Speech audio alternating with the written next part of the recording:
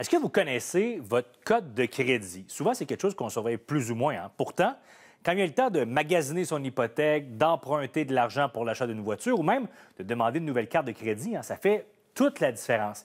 Alors, quoi faire pour améliorer justement notre code de crédit? On en discute ce soir avec notre collaborateur Jean-Sébastien Jutras, planificateur financier. Salut Jean-Sébastien. Bonsoir, Simon. Tout d'abord, je pense qu'il faut commencer par la base, là. Comment on établit une cote de crédit?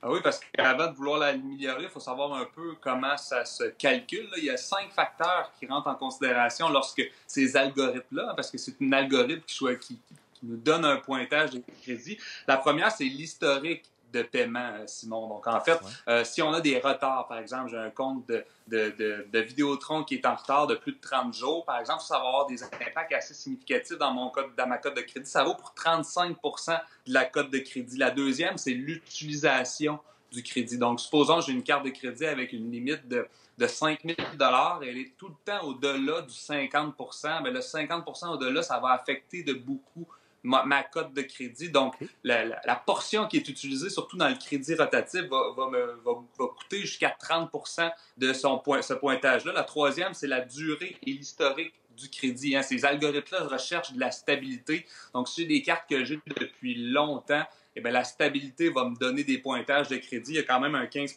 là-dedans. Le nouveau crédit, un 10 donc si je fais beaucoup de demandes de nouveau crédit, il va y avoir un 10 qui va toucher là-dedans. Donc, plus que je recherche du crédit, Simon, plus que les algorithmes ont peur en disant pourquoi cette personne-là recherche autant de crédit, donc ça pourrait le nuire, et le crédit mixte. Donc, le fait d'avoir des crédits différents, il y a quand même un 10 qui va compter là-dedans au niveau de la cote de crédit. Puis une cote de crédit maximale, une super cote de crédit, c'est 900. J'ai jamais vu ça en carrière, 900 de crédit. Mais entre 620 et plus, c'est une cote de crédit qui est relativement respectable pour être en mesure de faire différents emprunts. Donc, si je comprends, c'est important quand même de tenir ça à l'œil, de jeter un coup d'œil. À quelle fréquence on surveille ça? Ben, au moins une fois par année, d'aller vérifier un peu de quoi mon dossier de crédit. Et c'est bon aussi au niveau de la fraude. Hein, ça va me donner... Si, exemple, il ne s'est rien passé, puis je vois que j'ai une cote de crédit qui est à 550, ben, je peux me poser des questions. Puis là, il y a un recours, en fait, à de l'aide là, quand justement j'ai été fraudé et tout ça. Donc, au moins une fois par année pour aller vérifier si s'est passé quelque chose dans mon crédit ou si je l'échappe tout simplement. Donc, au moins une fois par année, il y a plein d'outils qui permettent de faire ça. Là, on peut aller directement sur Equifax.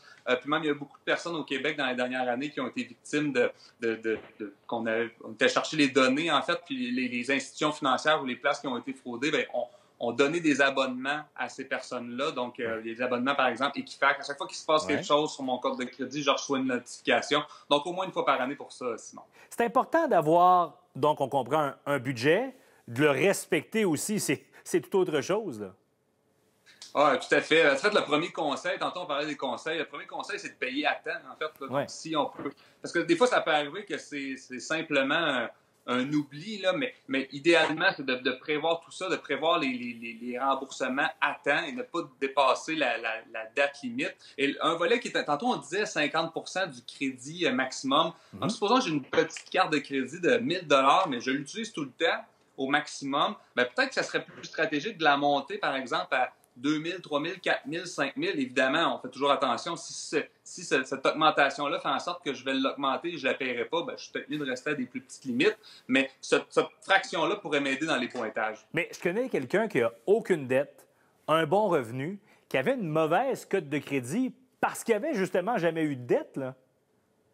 Oui, ben en fait, cet algorithme-là espère que vous générez de la dette. En fait, souvent, on peut même parler aux plus jeunes qui ont 18 ans d'aller chercher une carte de crédit parce que ça prend, avant même d'avoir une cote bonne ou mauvaise, ça prend un crédit. Donc, il faut le fabriquer, il faut emprunter de l'argent à des institutions financières. Donc, le système est fait ainsi. Hein. Quelqu'un qui n'a aucune dette, c'est super, mais sa capacité d'emprunt n'est pas très bonne. Donc, générer de la dette, utiliser des cartes de crédit à bon efficient. Évidemment, c'est les cartes de crédit, quand c'est tout le temps bien utilisé, ça peut être rentable, il peut y avoir des remises jusqu'à 5 parfois sur certains achats. Mais évidemment, ces 5 %-là, malheureusement, pourquoi ces cartes-là sont capables de le donner, c'est parce qu'il y en a d'autres à côté qui vont payer du 20-22 d'intérêt.